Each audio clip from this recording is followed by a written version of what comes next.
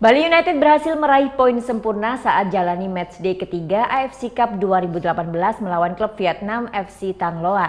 Dengan kemenangan ini, Bali United berpeluang besar untuk lolos ke babak selanjutnya. Bali United akhirnya meraih kemenangan perdana di ajang AFC Cup 2018. Usai taklukan klub asal Vietnam FC Tan Loa di matchday ketiga. Bertanding di Stadion Kapten Iwayan Dipta, Bali United sempat mendapat hukuman penalti akibat pelanggaran bek Demerson Bruno Costa pada menit ke-13.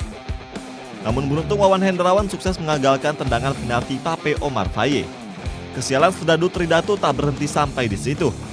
Pada menit ke-30, runner-up Liga 1 musim 2017 ini harus tertinggal lewat gol tendangan bebas Ganang yang pernah memperkuat klub Indonesia Perseru-Serui Ryotaro Karube. Tak ingin dipermalukan di depan pendukungnya sendiri, anak asuh Widodo Ceputro bermain lebih agresif. Hasilnya pada menit ke-66, Yabes Loni sukses menyamakan kedudukan usai memanfaatkan umpan Nick van der Velden. 6 menit berselang giliran bek Bali United Demerson yang membuat tuan rumah unggul melalui sundulannya hasil umpan tendangan sudut Kapten Fadil Sausu. Tak berhenti sampai di situ, hanya butuh 2 menit giliran Stefano Delipali yang mencetak gol untuk memastikan kemenangan perdana Bali United di turnamen kasta kedua Asia ini.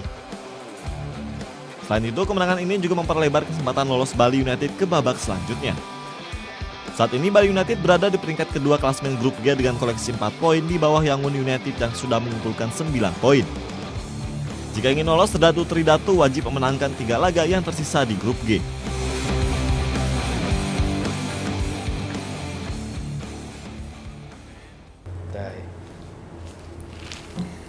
Udah selesai kan nontonnya? Nah, jadi jangan lupa buat like, komen, dan subscribe ya.